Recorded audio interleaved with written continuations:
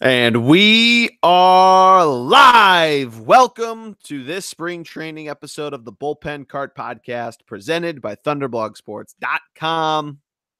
I, of course, am the G-Man, Jordy Cannell, and joining me today is my man, the prophet himself, Greg Piatelli. How are you, my friend? Doing well. We are in the uh, we're in the thick of it now for March Madness. Unfortunately, my alma mater has already been eliminated. Yes. And unfortunately, like an idiot, I picked 4 ACC teams to make the Final Four, which has never Oh, happened. Yeah, which has never happened in the history of anything ever. So good for yeah. I me. picked. I picked an SEC matchup in the semis.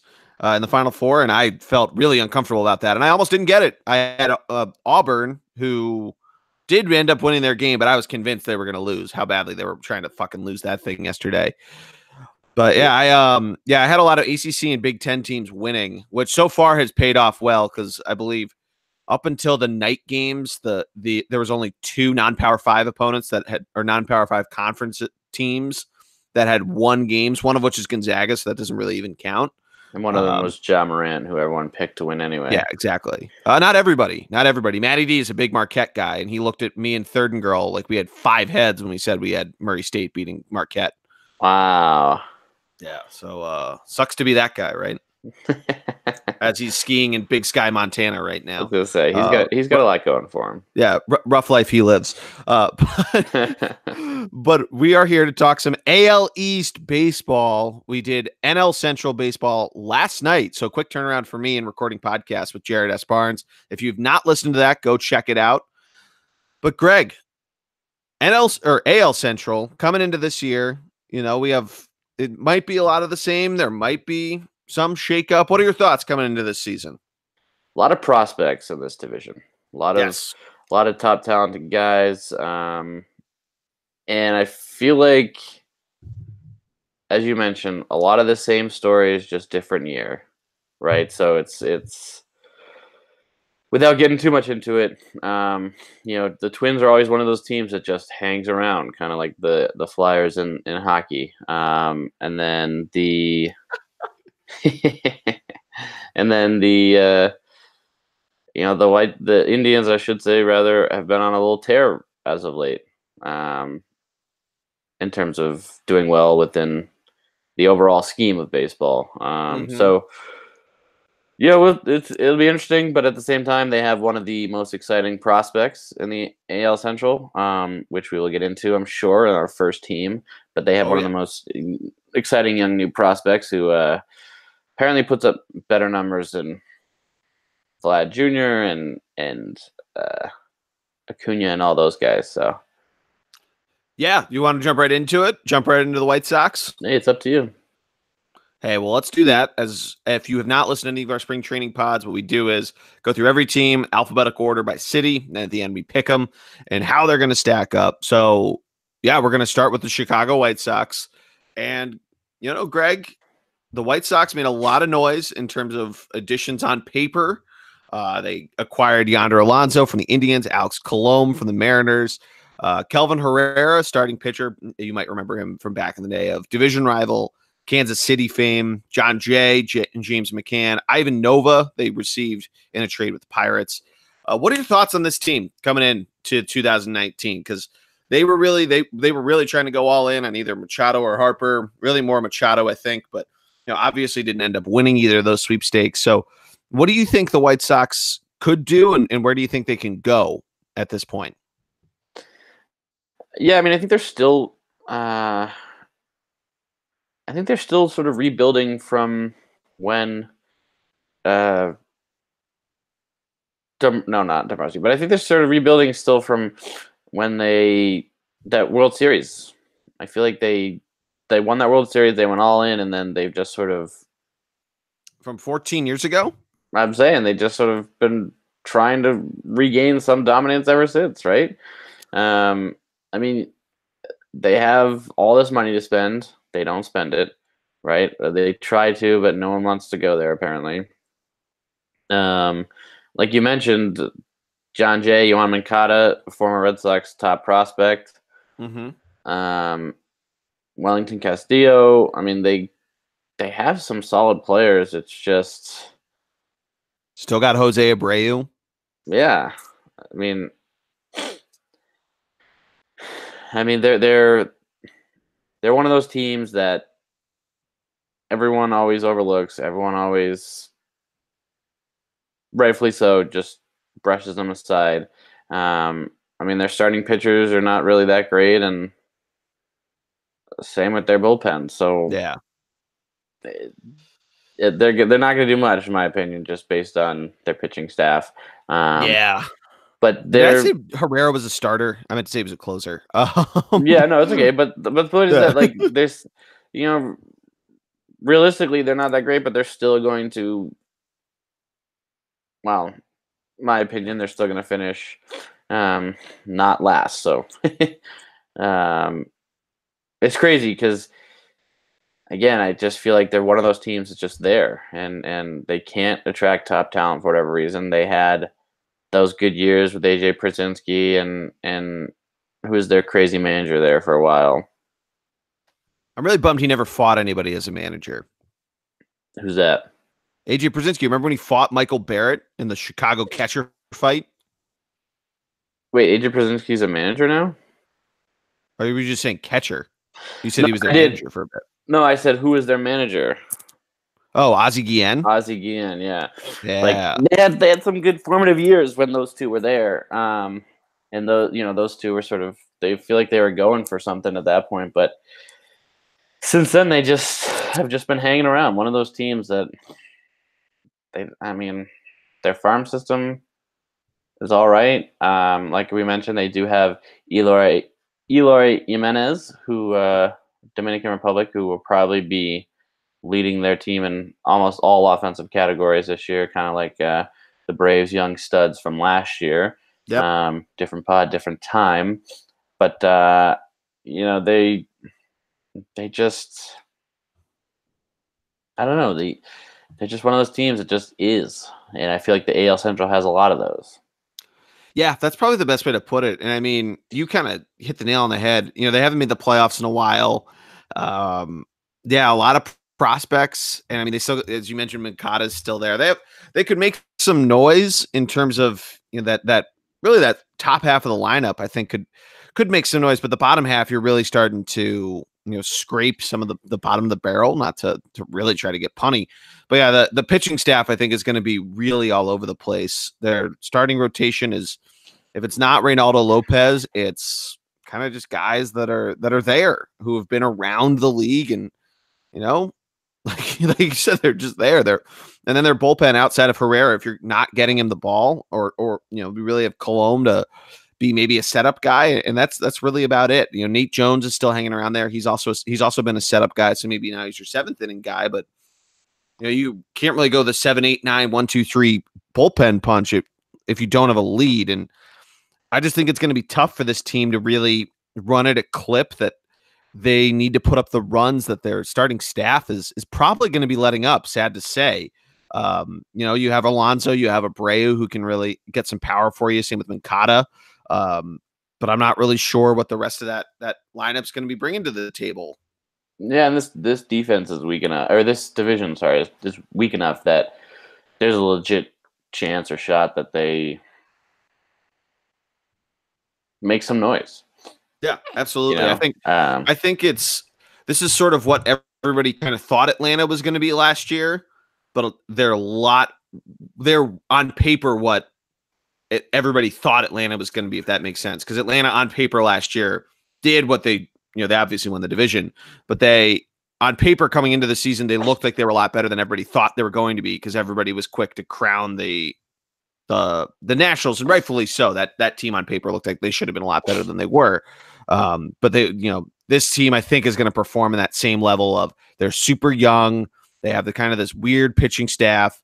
Yeah, and I don't know. I mean, they easily could be a third place team in this division. And I know that's not saying a ton, but we'll see where they come, where everything shakes out, especially if they get out to a hot start. Yeah, no, I like it. So just So taking a look, they're set at over under of 74.5 wins. They won 62 last year, Greg. I think they improve upon the 62 number, but I think 74 is a little high of a line. I like them around 70 for a winning clip. Yeah, I was going to say 68. Yeah. I feel like because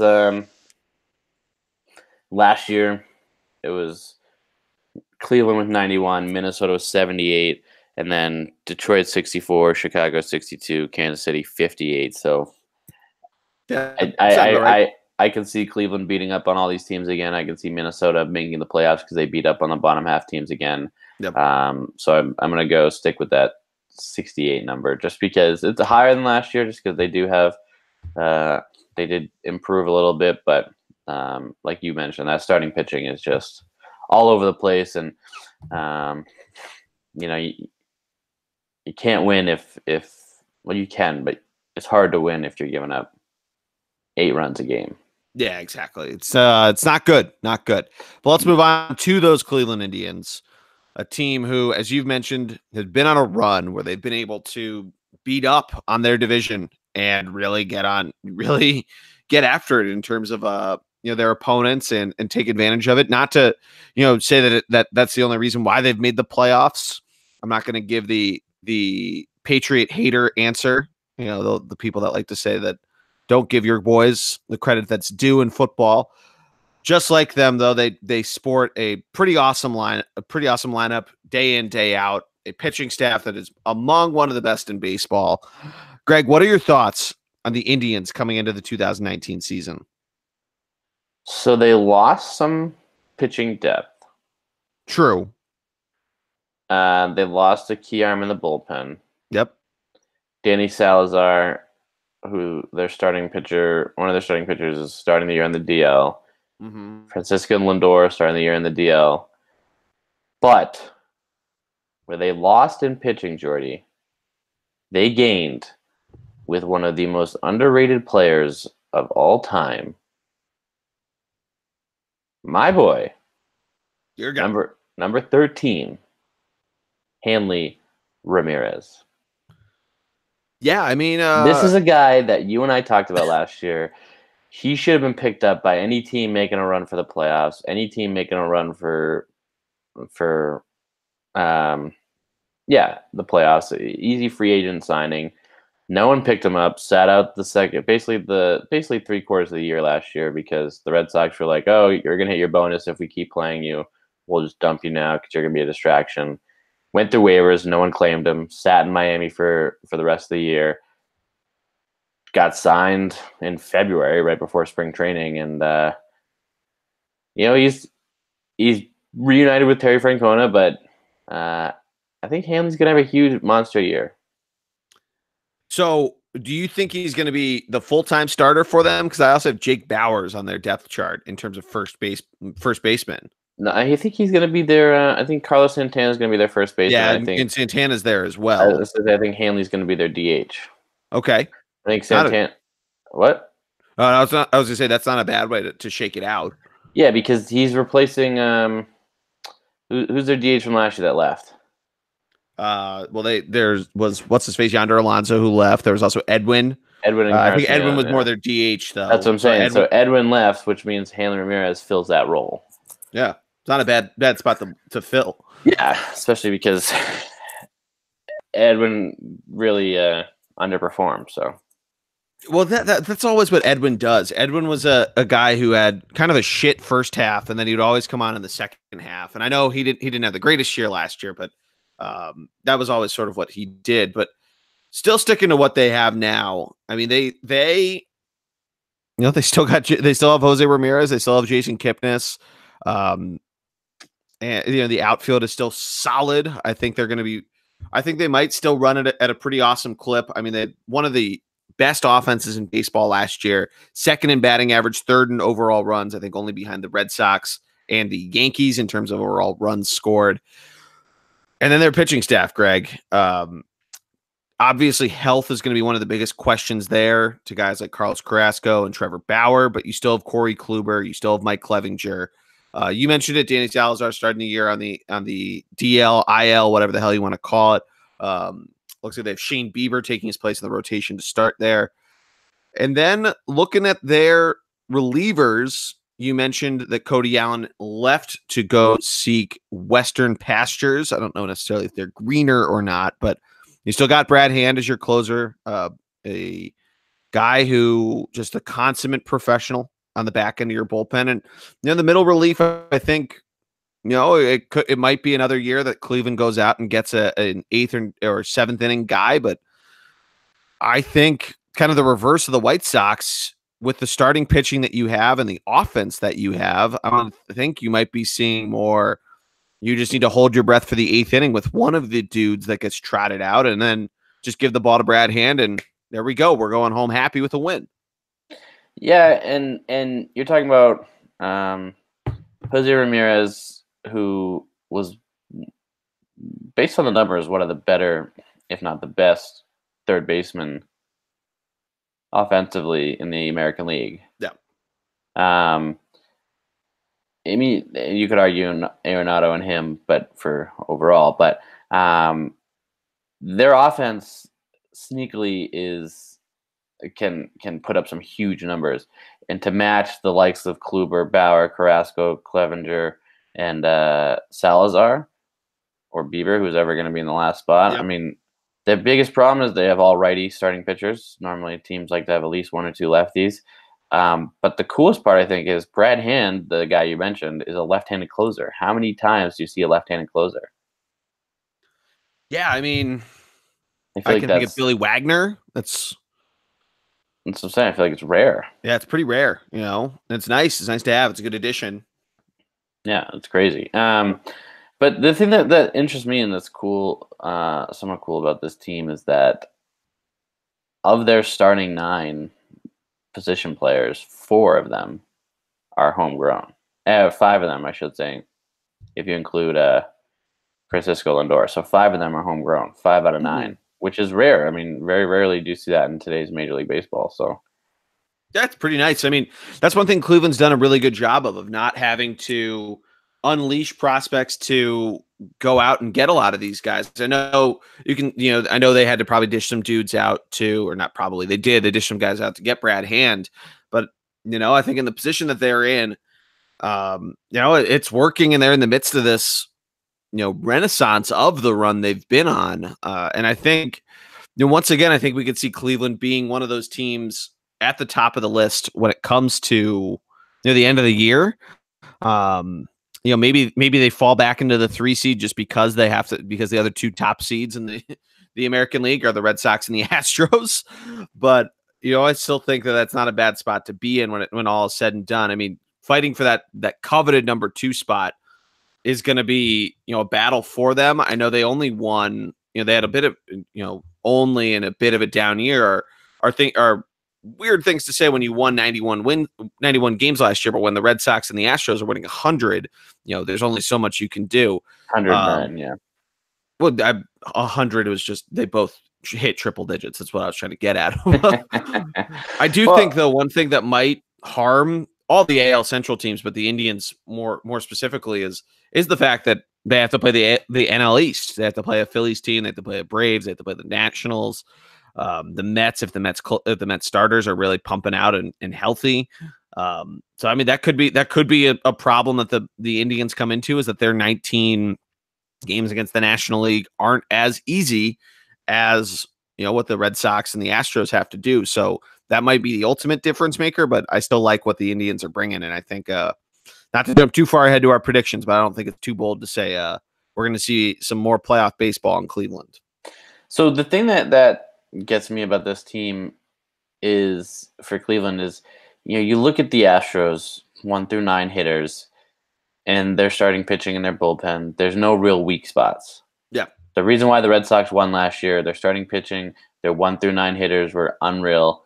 They did have a little bit of a weakness in the bullpen, but guess what? In the playoffs, the bullpen showed out, and that's why they won the World Series, because their bullpen came to play and stepped up. So and the defense was unreal. I mean, yeah, there's a couple games I think if JBJ isn't making unreal glove plays, it could have especially in that Astros series, I think it could have been a lot longer. Agreed, and finally he won a Gold Glove. But No, and so my point is that this team 1 through 9 may have some holes. Maybe they go out and get a catcher that fills a hole Yep. offensively for them, or even like you mentioned, their outfield might be a couple of no names, but they're good enough where they'll make some noise. So maybe they go out and get an outfielder. But the key is that lineup. There's not really an easy out.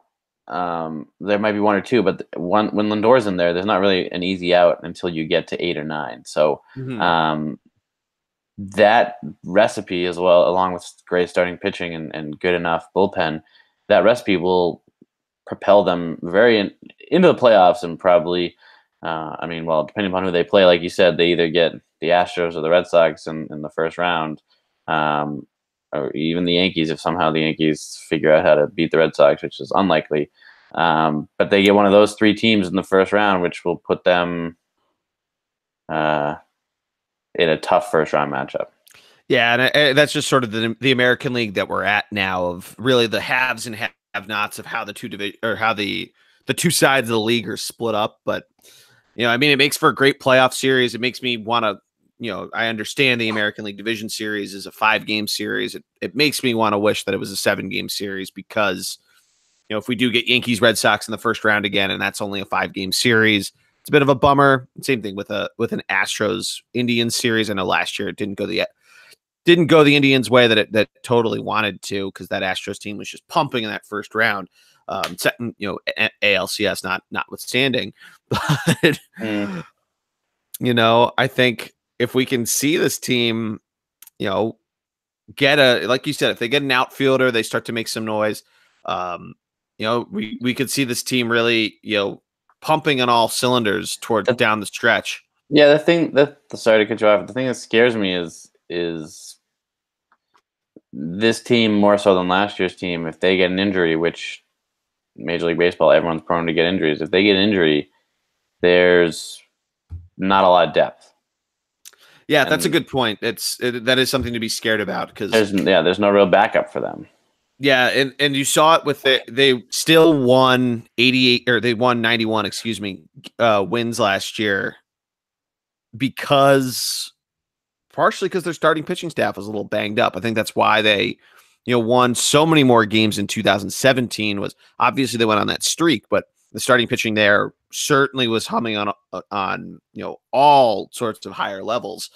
And I think with having guys banged up, you had Bauer hurt, you had Carrasco hurt, and I think Bauer ended up coming back for the playoffs, but he missed a good chunk of time from basically the start of August through the end of the regular season. And if you're right, though, if it goes on the other side and the position players get hurt, then you might be seeing some real holes show up, and we'll see what happens with Lindor missing the start of the season. I was gonna say Hanley might have to relive some of his youth when he played in the infield. Yeah, shortstop for him. Hey, Gold Glover at short, right, or MVP at short. Yeah, that's a fair point, but I don't know if he still got that side to side pop. Different lifetime ago, but and we'll get to it, but it's hard to see anyone else in the Central surpassing the Indians. But yeah, let's move on, Jordy. Detroit Tigers. Yes, the Tigers. Take me in on them. What did they do this offseason to improve on their 64-win season from a year ago? Absolutely nothing. No. Yeah. Not so too much going on. And it's funny because Miguel Cabrera basically said, "I don't feel guilty at all for taking a huge contract. Like, this is what I deserve," and yeah. They did get Jordy Mercer from the Pirates, so that's an addition. And Josh Harrison from the Pirates as well. Yeah. So that's something. And then Nick Castellanos was really good last year. One of the top, or not top, but he was in the top. I would say top actually outfielders in the major leagues. But so we were convinced he was going to get traded last year. Are we now like betting the farm that he's going to be traded at some point this year?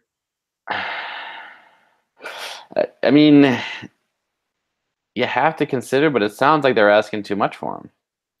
I'm sure Cabrera's on the block too, but the Tigers, they want to sell tickets, and if they still have Cabrera, people will show up. So, People love Miggy, man. yeah, right. I'm trying to look up how old I think they Castellanos is. want. Oh shit, he's younger. Obviously he's younger than us. He's only 27. Yeah, I mean, maybe they are asking way too much for him. I don't know. It's kind of a bummer to see him stuck in Detroit with that, because he could make an impact with the Indians. I don't think they'd go in division for a trade of this guy, but I mean, Detroit is still trying to pick up the pieces from when Zambrano was there. No, not Zambrano. Who? Dombrowski was there. Dombrowski was there. Dombrowski was the GM because he went for broke, sold their entire farm to win, and they didn't win. So they're just starting to rebuild their farm system, and realistically, they're 3-4 years away from putting together a contender, especially with how young the Yankees, the Red Sox, the Astros, and all of them are. But it's. Again, I haven't been in this situation, and maybe you can speak on it, but how do you get excited for a team that didn't do anything in the offseason? Their best player, or maybe not best, but their biggest name, Miguel Cabrera, is uber old, 35, almost 36. But other than that, everyone else in this lineup is, like you said, below 27. So starting pitching, Shane Green, Jimenez. No, that's the bullpen. Sorry. Boyd, Jordan Zimmerman, Tyler Ross, Matt Moore. All, I don't know, guys that are good, not great.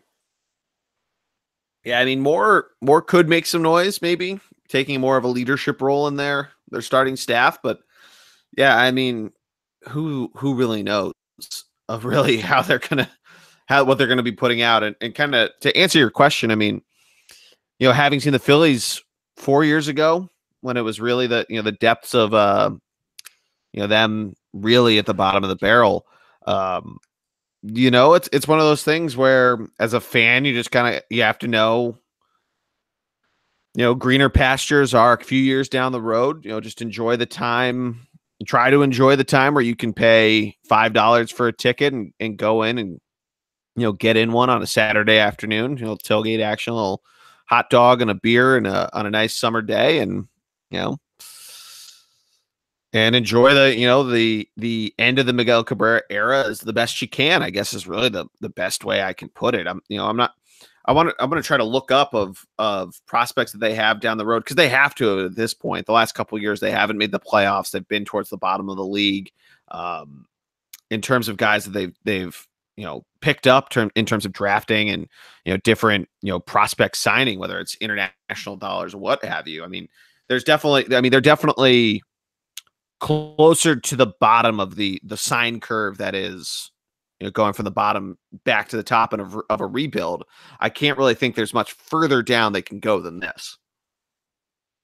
Yeah, I agree. And that's the sad reality, but that's always darkest before the storm, right? Always darkest before things get better. So, and who knows too? I mean, different guys that you're going to name that can be named as, your number one overall prospect. I mean, saying this from experience with the Phillies of where they were and where they thought JP Crawford was going to end up. And obviously he's with Seattle now. And, guys like Rhys Hoskins were greatly, talked about, but everybody thought it was going to be, Crawford was the next savior. Michael Franco was going to be the next savior. So who knows now? I mean, they're number 11 on the Bleacher Report's farm system rankings. They have a couple 21-year-olds, a couple pitchers that are in the top 50. Casey Mize is actually in the top 25 of prospects, according to the Bleacher Report. They have this guy, Matt Manning, who's 21. They have a 19-year-old shortstop, Isaac Paredes, who is a tier 2, which I assume that means he's out of the top 50. So not terrible. I mean, who knows though? This could be a guy that turns, that ends up being a franchise player, because you just don't really know at this point. but yeah, I mean they're on the better half of the farm system rankings. So I think you're starting to see, you know, them climb their way out of that, out of the process of rebuilding, if you will. Yeah, and that's sort of what I was getting at. But you said it much better than I ever could. So, the future Like you is. said, you don't have the experience. This guy does.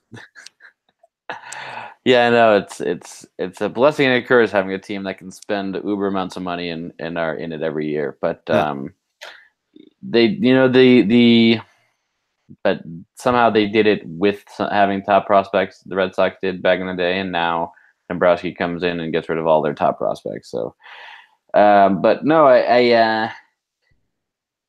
the in a couple years maybe, and maybe Miguel will, I don't know, retire, but in a couple years, like you said, they'll be better, and sort of maybe they'll pull Kansas City or something like that. But for now, I think it's another year at the bottom. And speaking of Kansas City, Jordy. Well, quickly before we jump on the Royals, Detroit 68.5 over under. I'm going to go under with them. I think it's another like 65 win year for them. Yeah, I would say.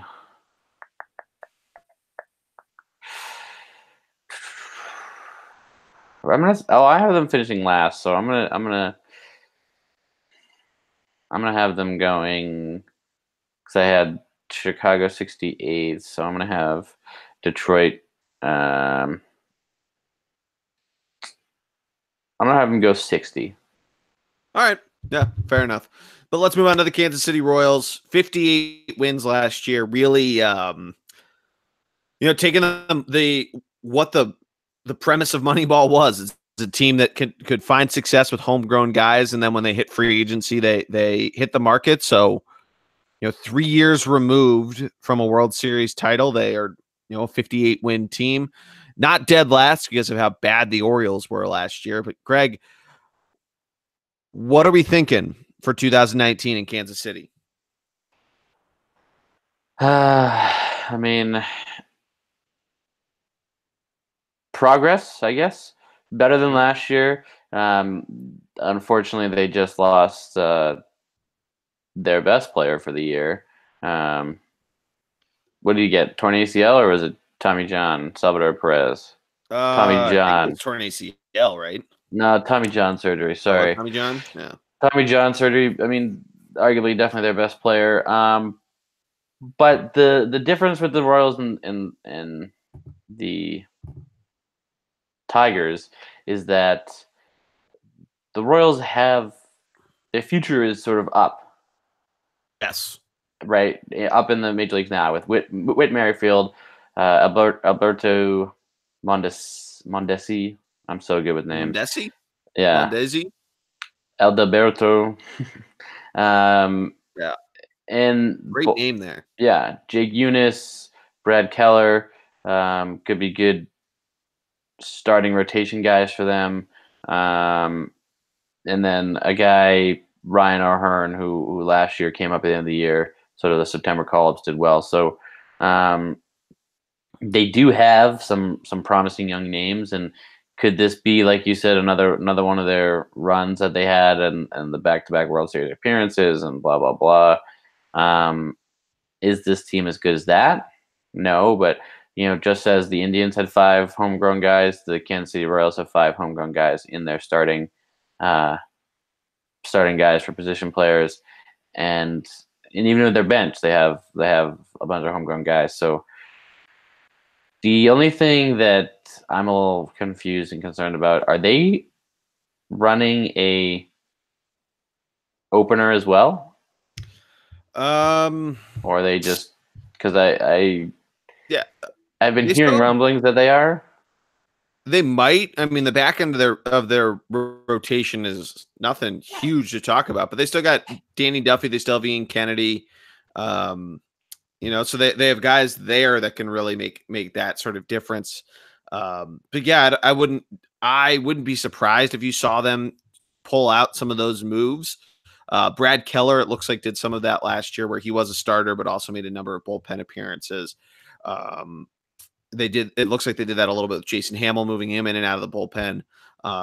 I would not be surprised to see them try to pull some of these moves, considering some of the guys they do have in the bullpen that have been, longer relievers over the course of their various careers. But yeah, like you said, I think they are in a position where I don't think it's going to be as bad as we've seen. They still have Jorge Soler. They have Alex Gordon in the outfield. Billy Hamilton's a pickup they had who maybe he can find a renaissance of his career where he can have a better, and you have to think he has to go up from here for him of getting back on base. But I mean, they could be this quick lineup that plays great defensive baseball, that does small ball, and that's the recipe for success they found in 2014 and 15 when they had the 2 World Series appearances. So, we could maybe see him make a little bit of noise here. I think there's something to be excited about if you are a Royals fan coming into this season. Yeah, they just picked up Maldonado to replace Salvador Perez and as for catcher, and he's not bad. And then Billy Hamilton during the outfield as well. But you're right. I think they have enough pieces where they'll do better than Detroit, and they do have their future is brighter sooner, but still in that rebuild. Let's see what our prospects have. I almost want to say a Tampa Bay Rays style built team this year for them. Maybe not because they don't have an Alex, they don't have the Cobb as a pitcher, but I mean, Brad Kelly's 23 years old, right? Jacob starting pitchers. Jacob Junis 26 years old. George Lopez 26 years old. Homer Bailey's older, but you mentioned Ian Kennedy, older, but then Danny Duffy, who's starting the year on the IL, but he'll be back, is 30 years old. But they have youth everywhere, and that's always fun to root for. Yeah, absolutely. And I think I definitely think this is going to be a fun Royals team to keep an eye out on. A lot of different fantasy names if you're if you play fantasy baseball. Obviously, Whit Merrifield was a darling last year. Had him on I think both of my teams, and not a big deal. Or definitely had him on, at least on the one that I won my league on. Actually a big deal. But yeah, I think O'Hearn could be a good name for you if you're looking for a cheap first baseman. Modesi, we're still screwing up his name. I think could be a good shortstop. A lot of keeper prospects there. Yeah, so I think this Royals team, a lot of things to be excited about. And that's a ballpark, Greg. We were talking a lot last night on the NL Central of places I need to go to. That's one I think I definitely need to check out is Kansas City's park out there. Yeah, why is that? It just looks awesome. I mean, they had the All-Star game a couple of years back, and it looked cool. It looked cool during the World Series. And I think the Royal fans, they're very loyal. They're very loyal. I think it's just a good atmosphere to be at. When was the last time the All-Star game was in Philadelphia? 1996 at the Vet.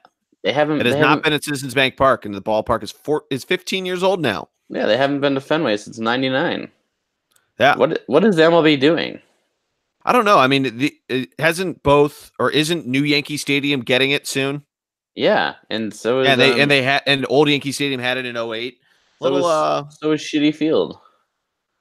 Citi Field's getting it too, or no, Citi Field already got it. Right, that's what I meant. Yeah. Well, they didn't do my point being is they did. The Yankees are getting it twice within 15 years. The Mets at least I don't know when Shea had last had it. Right. But yeah, they keep going to all these different ballparks, a lot of newer ones. It's a little for someone who, I've been to Citizens Bank Park a number of times. It was the way of the future in terms of the new ballpark style of going to the retro open look. It's a bummer it hasn't come to Philly. I mean, the last All-Star game we even hosted was the NBA All-Star game in 2002. Yeah, and it's a bummer because the home run derby would be everyone would hit 100 home runs because it's a little league. Oh, it'd be awesome. Yeah, it would be awesome. Exactly. I mean, Nationals Park is a lot like Citizens Bank. It's a lefty park. Wind blows out that way. Yeah, it's a little league park. Exactly. Yeah, I mean, it's Greg. The Red Sox did very well at Citizens Bank Park last year. You don't need to shit on my ballpark. I'm not shitting on your ballpark. I'm just saying it's just like Skanky Stadium, where no wonder why the Yankees won. Skanky Stadium. No wonder why the Yankees hater. Well, no wonder why they hit so many home runs. It's like a little kid park, What? Just because we don't have a giant fence in our left field that that's a real man's home run fence. It's like 350 to right field in Yankee Stadium. Like that's a joke. Or 320, whatever it And is.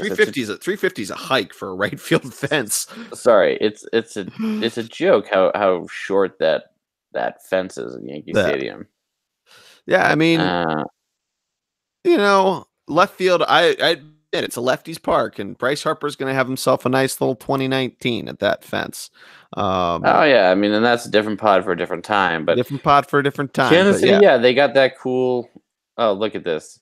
I type in right field fence Yankee Stadium onto Google. The first thing that pops up: Yankee Stadium, biggest joke in baseball. Is it written by Jared Carabas?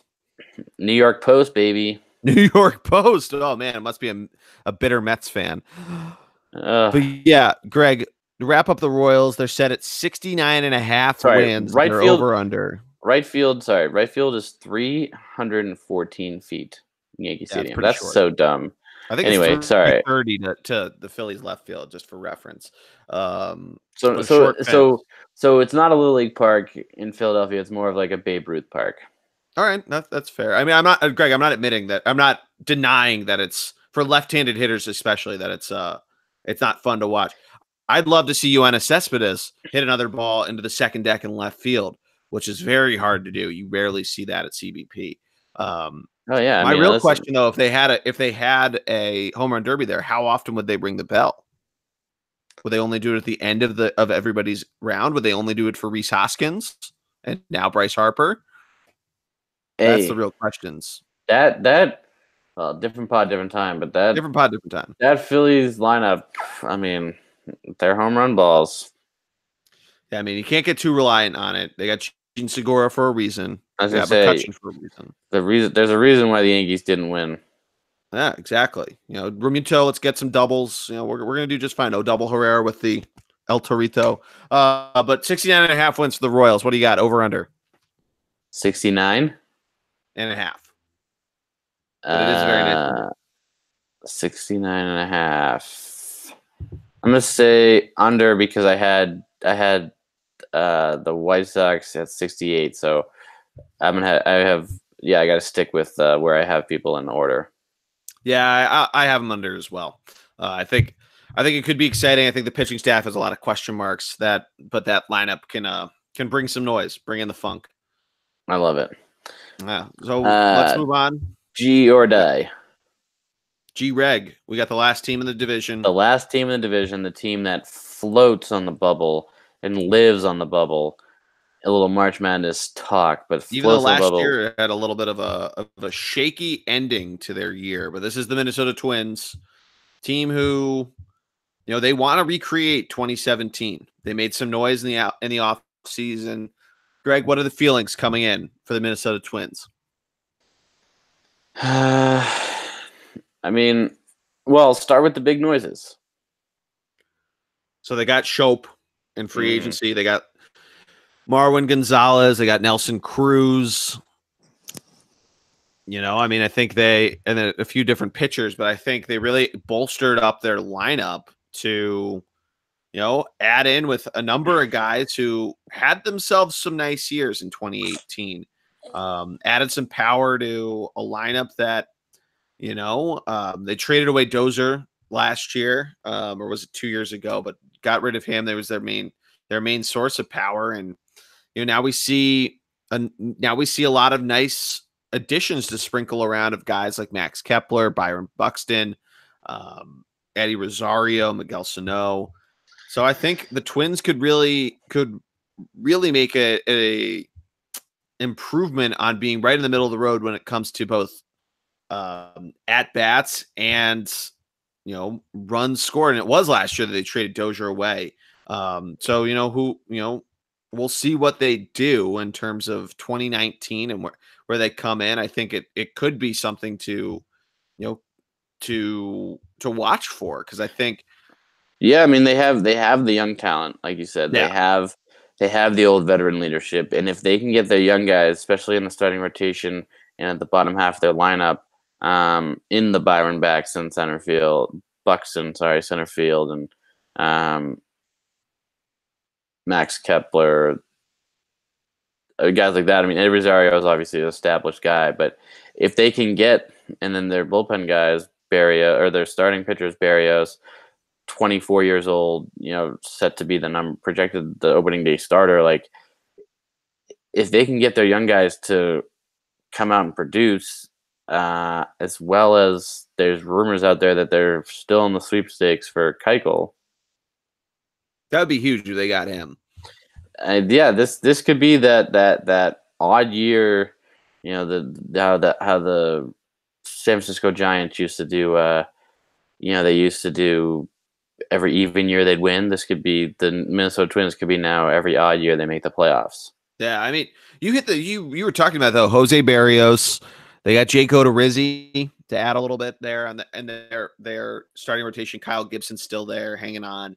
Michael Pineda, who I think found a bit of a renaissance with them. And if they were in the sweepstakes and got Dallas Keuchel, I think that really adds a lot to it. That makes their staff, something to really not be jealous of. I think it would be tough to match either the Astros or the Indians there, but it's something to be at least worried about when you're you see them coming up on the schedule. You don't have to look specifically at who the starter is. It's something where now you have to kind of worry regardless, top to bottom. Yeah, and they really went out and made moves in the offseason that complemented their young guys without giving them up, and made moves that allowed the young guys to still thrive. Nelson Cruz is a DH guy, so he's not going to affect anyone. He's just going to give guys advice. CJ Cron is sort of that guy they picked up from Tampa. He's good, but he could very easily give up his spot to a Tyler Austin type or someone like that who they picked up from the Mets. And Jonathan Schoop, obviously, he's still young and it's going to be a good second baseman for them. And then obviously they have Eddie Rosario, who is stolen base machine, right? Yes. Yeah, I mean, that's the thing that this team did. I mean, they offensively, you have guys like, I'm trying to pull them up here on offense. I was about to say Jose Barrios hit a number of home runs, but that is their guys. But Rosario, he's a homer machine, 24 and 77 in terms of homers and RBI. Only 8 stolen bases. So, I mean, that's somewhere where they probably could improve. That was the team lead last year with Jorge Polanco coming in second there. But yeah, I mean, they add a guy like Cruz, who probably can take a lot of the load in terms of being the power guy, and give Rosario still 20 homers, but I think his RBI numbers are going to go up now with a little more protection. Maybe see him get a few more walks too. Would love to see their team batting average go up. I mentioned they were the middle of the road of it. Rosario was your leader of the team at 288, tied Polanco, but Polanco only played about half the season for him. So yeah, I mean, they're, the small ball, you'd like to see a little more out of them, kind of to your point in terms of stolen bases. I think Rosario could really find a stride again, not having to be the power guy and relying solely on that. So it'll be really interesting to see how this lineup comes out in 2019. Are they going to go for broke in terms of power, traditional AL style of going, power alleys, go for homers and not a ton of stolen bases? Or do they incorporate the stolen base machine a little more and how they decide to go that way? This isn't a team that takes a ton of walks, so getting on base is going to be something that they're going to need to do if they want to match the clip the Indians are going to be trying to set for them. Agreed. And I guess the big question is, Jordy, they have that funky ballpark that's definitely a pitcher's ballpark. Yeah, it's hard to field. Yeah. Is this starting? We usually get like one story of somebody trying to smoke like a joint, a blunt, some crazy story there. I mean, I guess it's that cold, you might as well just try to think nobody's going to care if I'm lighting a fire around everybody, but who knows? Stay above the influence, Jordy. Stay above the influence. You know what? Of crazy taglines quickly. I love that the NCAA is doing "Don't bet on it" for this year's tournament. Oh my God. Yeah, what a crock of shit that is. But anyway, yeah, the Twins. You're It's right. telling people to bet, but the point is that can their starting pitching Can they hold up? right, and can they match what their offense is projected to do? That's gonna be the big question to me and Miguel Sano, third baseman, really good year last year. I'm not sure he doesn't sound like he's gonna be ready for opening day, No, I don't but think he's going to be. Sadly, he's young. He's 25 years old. He's a good player for them. So, but I think they did enough where, like I said, they complimented their young guys. And Nelson Cruz, I feel like, is enough of a power hitter and like in Seattle that he could potentially help propel this team offensively just that much more. Jordy, real quick, we were talking about. Sorry, are you done with the Twins? I had one last question for you about the Minnesota Right, Twins. It's just a personnel question. Logan Morrison had 15 homers last year. Do you think he's going to complain again about the home run derby? If you guys don't remember this, when he was with the Rays a couple years ago, yes. he got really pissed off. I think it was Gary Sanchez got into the home run derby over him, and now he is not a starter for the Twins. He hit 15 homers, only 39 ribbies, 186, very impressive batting average. The only thing to be complain. The only thing to be fair to him that year was he was number 2 or number 1 in home runs in the American League at the time. I think he was number 2. Right. I think Judge had that unreal first half, and Judge was not participating in the home run derby, so he would have been the number 1. But yeah, right. Really, we talked a lot about household names, and we see the great Morrison name is still not yet amongst all households. But what was your question now that we're wrapping up? Not question, but comment. So Hanley Ramirez, I didn't know this, but he signed a minor league contract with the. Was that what it was? I couldn't find him on there. I saw Indians on there. Yeah, he signed a minor league contract with the Indians. He has a March 24th opt-out date. Oh. So I'm pretty sure he can. Yeah. He could opt out and go hit free agency and do what a lot of what Kimbrel might do. Try to see if there's a need for another player. Yeah, but he'd be in the starting lineup for the Indians I assume they keep him, but yeah, because when you were talking about him, I pulled him up on MLB.com and it said Indians non-roster invite, and it didn't say what type of contract he had, but so it'll be interesting. It'll be really interesting. Yeah, I think it's they're just trying to get him as many at bats as possible, see what he can do. But yeah, the last thing on Mini though that I want to do before we rank up our teams, 84.5 is set as the number for the Twins. Are you going over or under that? 84. Yeah. Let's see. Last year they had 78. Yeah, I'll go 84. That'll put him in second place, and 84 and 78, is that good enough to make the playoffs? I don't know if it's good enough to make the playoffs. I do agree. I think they win at least 80 games. I'm going to go under 84.5 though, somewhere in that 84 or 80 to 84 range. All right, I'm going to go over. All right, I like it. So we kind of implied it. Why? What was that? Why am I going over? Oh, because fuck you. That's why. All right, fair enough. All right, so let's rank them up. We kind of implied it, but Greg, what is your order for the AL Central? In 5th place, I have the Detroit Tigers. I like it. In 4th place, Jordy, I have the Kansas City Royals. Mm-hmm. Matching you so far. In 3rd place, I have the Chicago White Sox. 2nd place, I have the Minnesota Twins. And winning the division, I have the Cleveland Stamlin Indians. Yep. I have the same order as you do. I know we have different wins and whatnot, but similar order for that. But Greg, let's move on to some segments. Do you have a stadium snack to talk about? Honestly, I have not been to a game in ever. I